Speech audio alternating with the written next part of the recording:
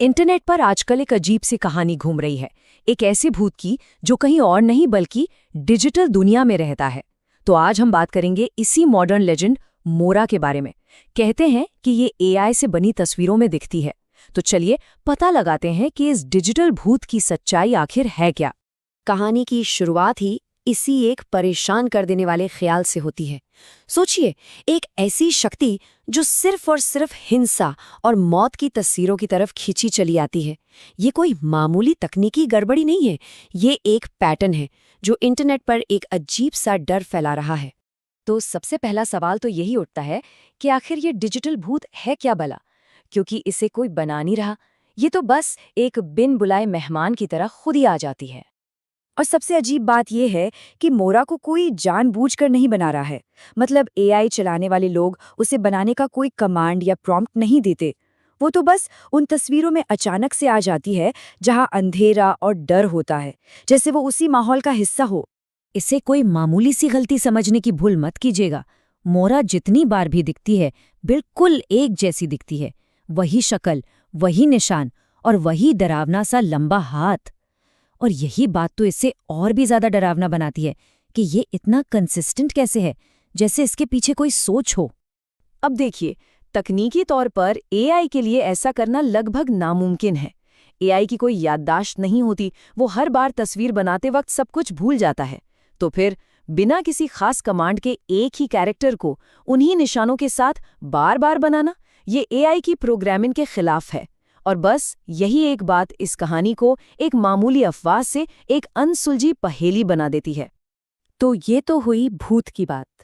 पर अब आते हैं कहानी के इंसानी पहलू पर, क्योंकि ये कहानी सिर्फ एक डिजिटल भूत की नहीं है। ये कहानी एक कलाकार की भी है जो एआई की इस बढ़ती दुनिया में अपनी जगह बचाने की कोशिश कर रहा है। हाँ, ये सवाल बिल्कुल सही है। भला कोई इतनी डरावनी चीज को जानबूझकर क्यों खोजना चाहेगा? खैर, इसका जवाब छिपा है एम्बिशन और डेस्परेशन के खतरनाक से कॉकटेल में। ये हैं कोडी, और इनके लिए मोरा कोई भूत नहीं बल्कि एक मौका है। एआई की इस नई दुनिया में अपना नाम बनाने का एक सुनहरा मौका। वो मशीन में पहले भूत को पकड़कर एक तरह से इतिहास रचना चाहते हैं। और उसकी ये बेताबी बेवजह नहीं है। एक कलाकार के तौर पर उसका काम छिन रहा है। उसके क्लाइंट्स अब इंसानों की जगह एआई टूल्स इस्तेमाल कर रहे हैं क्योंकि वो मुफ्त है। और ये वो डर है जिसका सामना आज के दौर में कई क्रिएटिव लोग कर रहे हैं कि कहीं टेक्नोलॉजी उन्हें गैर जरूरी तो नहीं बना देगी। कोडी को ये समझ आ गया है कि सिर्फ अच्छा काम करने से कुछ नहीं होगा। एआई के इस शोर शराबे में अगर अपनी आवाज सुनानी है तो कुछ चौंकाने वाला करना होगा, कुछ ऐसा जो सबका ध्यान खींचे। और मोरा उसके लिए वही चौंकाने वाली चीज है। लेकिन जैसा कि होता है, हर कहानी के दो पहलू होते हैं। तो अब एक दूसरा नजरिया देखते हैं जो इस खोज को एक तकनीकी जीत के बजाय एक भयानक गलती की तरह देखता है। ये नजरिया है हेना का। उसकी नजर में मोरा कोई ट्रॉफी नहीं है जिसे जीता जाए। वो उसमें कुछ और ही देखती है, डर और कैद होने का एहसास। ये एक तरह की चेतावनी है कि कोडी जिसे ढूंढ रहा है शायद वो कोई शैतान नहीं बल्कि खुद एक शिकार है ना कि ये बात पूरी कहानी का एंगल ही बदल देती है। वो मोरा के लिए हमदर्दी महसूस करती है। जरा सोचकर देखिए, हमेशा हमेशा के लिए सिर्फ मौत और हिंसा की तस्वीरों में कैद रहना।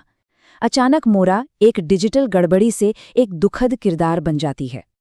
और अब कहानी उस मोड़ पर आ पहुंचती है जहां से लौटना नामुमकिन है।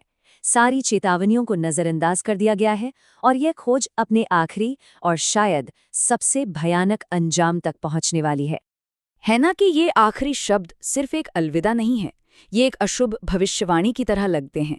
वो उसे उसकी नई प्रेरणा के साथ अकेला छोड़ देती है और इन शब्दों में एक अजीब से डर छिपा है। पर कोडी कहाँ सुनने वाला था। उसने हैना की चेतावनियों को अनसुना कर दिया और अपनी खोज में लगा रहा। कंप्यूटर के चलने की आवाज के बीच एक अजीब सा सस्पेंस बढ़ता जा रहा था। वो इस चीज के बहुत बहुत करीब पहुंच चुका था जिसे उसे कभी खोजना ही नहीं चाहिए था। और फिर उसे वो मिल गई। एक पल के लिए कोडी को लगा कि उसकी जिद जीत गई।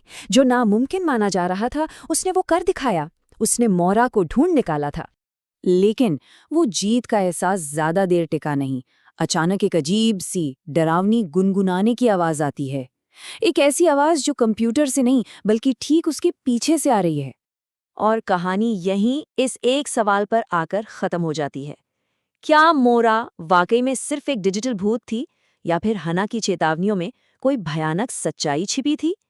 ये सवाल हमें ये सोचने पर मजबूर कर देता है कि जब हम डिजिटल दुनिया के अंधेरों में झांकते हैं तो असल में हम किसे जगा रहे होते हैं,